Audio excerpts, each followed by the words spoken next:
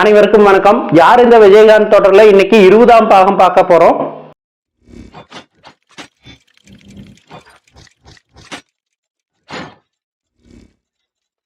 இதுல நம்ம யாரை பத்தி பேச போறோம்னா, அவர் படிச்ச டிகிரியே பிடிக்காம பெற்றோர்களோட வற்புறுத்தலின் காரணமா ஒரு பிஎஸ்சி மேத்ஸ் படிச்சுட்டு அதற்கு பிறகு என்ன பண்ணலாம்னு யோசிக்கிறப்ப வேற எந்த வேலையுமே கிடைக்காது, நம்மளுக்கு பிடிச்ச ஒரு துறையை தேர்ந்தெடுக்கலாம் அப்படின்னு அவரா போய் சென்னை பிலிம் இன்ஸ்டிடியூட்ல டிஎஃப்டி ஆக்டிங் கோர்ஸ் பண்ணி அந்த கோர்ஸ்ல சிறந்து விளங்கி அந்த வருடத்தின் சிறந்த மாணவராக வெளியே வந்து அதன் பிறகு பல படங்கள்ல நடிக்கிறதுக்கு முயற்சி பண்ணி போராடி முடியாம ஒரு படத்துல நடிச்சு அந்த படத்தின் மூலமா மிகப்பெரிய பிரேக் கிடைச்சு அந்த படத்தின் பெயரையே தன் பெயருக்கு முன்னால் அடைமொழியாய் கொண்டிருக்கும் தலைவாசல் விஜய் அவர்களை பற்றி தான் இன்னைக்கு பேச போறோம். வாங்க பார்க்கலாம். இதுல நம்ம என்ன பார்க்க போறோம்னா அவருக்கும் விஜயகாந்துக்கும் உண்டான தொடர்பு, விஜயகாந்த் எவ்வளவு தூரம் குழந்தைத்தனமானவர் இயல்பிலேயே, சண்டை காட்சின்னு எவ்வளவு வல்லவர் அப்படிங்கறத பத்தி எல்லாம் அவர் பேசி இருக்காரு.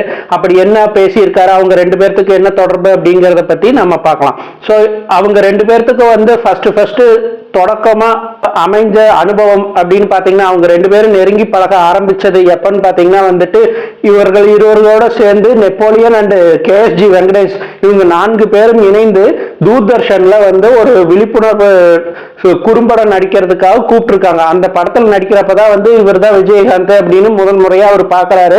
அன்னைக்கு தொடங்கினவங்களோட நட்பு பெரிய மருது, வாஞ்சிநாதன், நரசிம்மா, அந்த மாதிரி கிட்டத்தட்ட ஒரு 10-15 படங்கள் ஒன்றா பணிபுரியற அளவுக்கு மிகப்பெரிய நட்பை உருவாக்கி கொடுத்துருக்குது. ஸோ அன்னைக்கு ஆரம்பிச்சு அவங்களோட நட்பு எப்படியெல்லாம் இருந்துச்சு அப்படிங்கிறத பத்தி அவர் ரொம்ப விரிவா சொல்லியிருக்காரு. அதுல இருந்து ஒரு சிறு பகுதியை நம்ம இங்க பார்க்கலாம். ஸோ அவங்க ரெண்டு பேரும் பெரிய மருது படத்துல நடிச்சிட்டு இருக்கிறப்பவே ஒரு சண்டை காட்சியில நடிக்க வேண்டிய சூழ்நிலை ஏற்பட்டிருக்கு.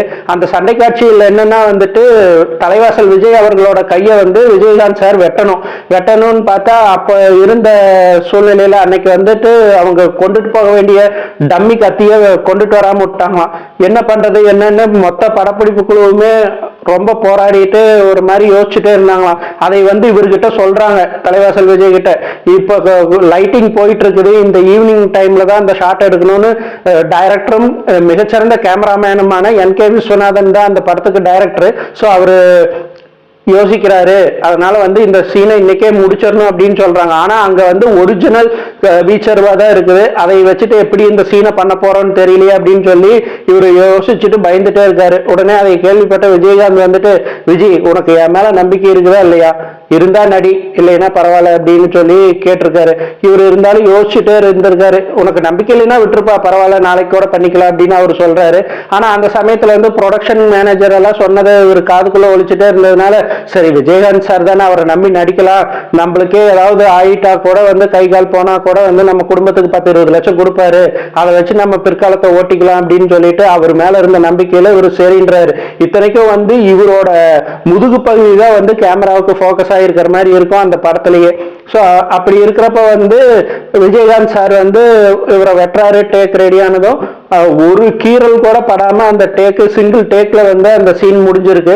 அந்த மாதிரி சண்டை காட்சிகள்ல கூட நடிக்கிறவங்களுக்கு உடம்பளவுல கொஞ்சம் கூட ஒரு கீரல் கூட விழாம நடிக்கிறதுல ரொம்ப சூப்பரா ஃபைட் சீன் பண்றவர் விஜயகாந்த் தான் முதலாமவர். அதற்கு பின்னாடி சரத்குமார் சார் பண்ணுவாரு அப்படின்னு சொல்லியிருக்காங்க. இவங்க ரெண்டு பேர்த்த தவிர மீதி யாருமே அந்த அளவுக்கு நேக்கா ஃபைட் பண்ண மாட்டாங்க அப்படின்னு சொல்லி இவர் சொல்றாரு. விஜயகாந்த் சாரோட படப்பிடிப்புல கலந்துக்கிறதே எங்களுக்கு ரொம்ப மகிழ்ச்சியா இருக்கும். அவரோட படப்பிடிப்பு மட்டும் ஒரு 2-3 நாள் எக்ஸ்டெண்ட் ஆகாதா அப்படின்னு ஏங்குவோம் அப்படின்னு சொல்றாரு. ஏன்னா அவர் கூட நடிக்கிறது, அவர் கூட இருக்கிறதே மிகப்பெரிய சுகம் அப்படின்னு சொல்றாரு. ஏன்னா அவ்வளவு ஈஸியா அந்த படப்பிடிப்பு தளத்துல இருக்கிறவங்க எல்லாத்தையுமே பாத்துக்குவாரு, நல்லபடியா பாத்துக்குவாரு அப்படின்னு சொல்றாரு. அதே சமயத்துல அங்க படப்பிடிப்பு நடக்கிற இடத்துலயோ வேற எங்காவது இவங்க போற இடத்துல ஏதாவது பிரச்சனைனா இவங்க எல்லாம் முன்னாடி யாரையாவது அனுப்பி அங்க பிரச்சனை சரியாயிருச்சா, என்ன பிரச்சனை, ரொம்ப சீரியஸா இருக்குதான்னு பார்த்துட்டு வாங்கன்னு சொல்லி அதுக்கப்புறம் தான் போவாங்களாம். ஆனா விஜயகாந்த் ஒருத்தர் தான் மற்றவங்க எல்லாத்தையும் இங்கேயே வெயிட் பண்ணுங்கன்னு சொல்லிட்டு அவரு போய் களத்துல இறங்கி எல்லாத்தையும் பார்த்துட்டு வேலை செய்வார். அந்த அளவுக்கு மற்றவங்களுக்கெல்லாம் ஒரு சம்பளம் வாங்காத பவுன்சரா தான் ஒரு வேலை பார்த்திருக்காரு. இதே மாதிரி நரசிம்மா படம் இவங்கெல்லாம் சேர்ந்து நடிக்கிறப்போ ஒரு சம்பவம் நடந்திருக்குது. என்னன்னா ஒரு சீன்ல ஹைகோர்ட்ல, சென்னை ஹைகோர்ட்ல ஷூட்டிங் எடுத்துட்டு இருந்திருக்காங்க. அந்த சமயத்துல ரகுவரன், இவரு and Vijayakanth sir 3 பேர்த்துக்குமே composing. Raghuvaran சாரை பத்தி பேசணும்னா வந்துட்டு நான் தனியாவே அவருக்கு மிகப்பெரிய ரசிகன். அவரை பத்தி இந்த இதுல விஜயகாந்த் சீரீஸ்ல பேச முடியலையே, அவரு விஜயகாந்த பத்தி என்ன நினைக்கிறாருன்றது சொல்ல முடியலையேன்ற ஏக்கம் இன்னைக்கும் எனக்கு இருக்குது. ஏன்னா அவரு இப்ப நம்ம கூட இல்லை.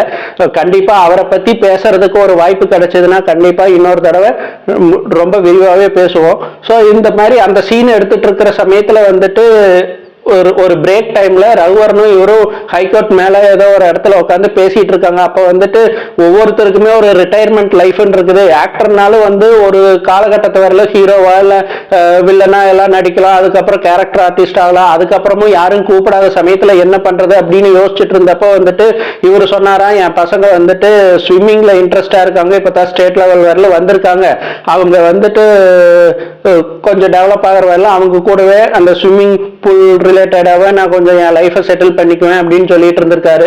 உடனே ரகுவரனை பார்த்து, ரகு நீ என்ன பண்ணுவ அப்படின்னு கேட்டப்போ வந்துட்டு அவரு வந்து சாய்பாபாவோட டிவோட்டி, அதனால வந்துட்டு நான் புட்டபர்த்திக்கு பக்கத்துல கொஞ்சம் இடம் வாங்கியிருக்கேன், அங்க வர்ற டிவோட்டிஸ்க்கு வந்து சர்வீஸ் பண்ணிட்டு என்னோட ரெஸ்ட் ஆஃப் த லைஃப் கழிச்சுவேன் அப்படின்னு சொல்லி பேசிட்டு இருந்திருக்காங்க. தூரத்துல இருந்து பார்த்த விஜயகாந்த் வந்துட்டு அவங்க கிட்ட கேட்கிறாரு, என்ன அவ்வளவு சீரியஸா டிஸ்கஸ் பண்ணிட்டு இருக்கீங்க அப்படின்னு சொல்லிட்டு.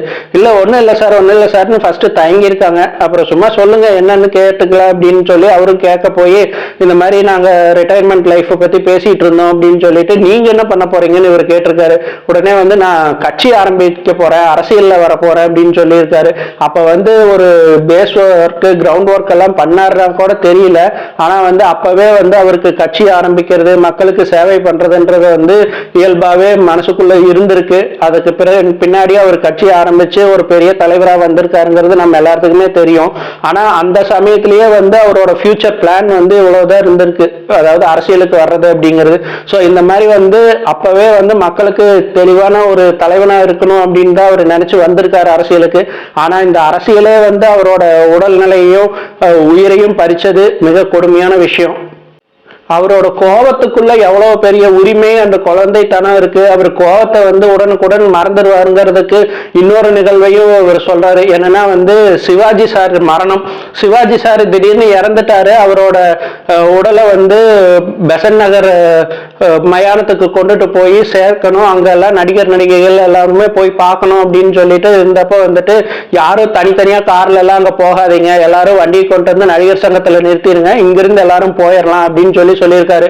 ஏன்னா அப்ப கேப்டன் தான் நடிகர் சங்க தலைவரா இருந்திருக்காரு. சரின்னு சொல்லிட்டு அவர் பேச்ச தட்ட முடியாம எல்லாரும் அங்க வந்திருக்காங்க. அதுல ஃபர்ஸ்ட் லாரியில நடிகர்கள், செகண்ட் லாரியில சிவாஜி சாரோட பாடி, அவரோட family members and Rajini Kamal sirs போயிருக்காங்க.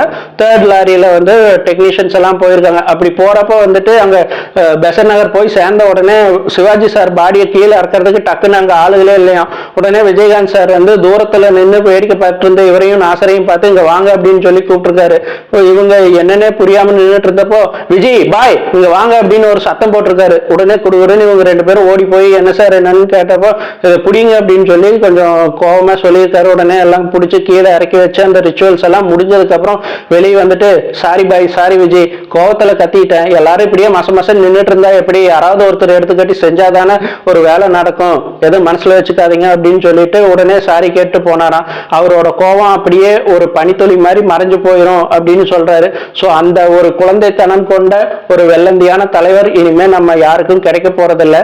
மீண்டும் அடுத்த வாரம் வேறொரு நபரை பற்றி இன்னும் விரிவாக பேசலாம். நன்றி.